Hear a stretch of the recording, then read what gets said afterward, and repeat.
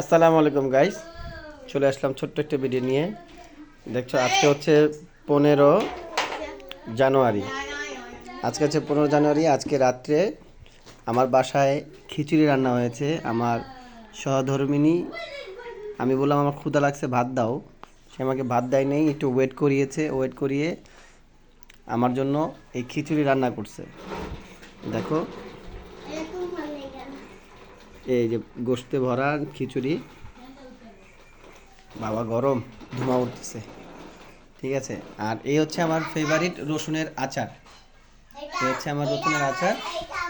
আমাকে সব কিছু রেডি করে দিছে, এখন আমি খাবো।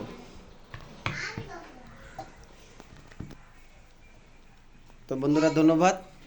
যারা যারা এমন দাওয়াত খেতে চাও আমার বাসায় চলে আসবা। আর সবার কাছে বলবো আমার চ্যানেলটা সাবস্ক্রাইব করবা এবং আমাকে অবশ্যই কমেন্টস শেয়ার করে দিবা। ধন্যবাদ।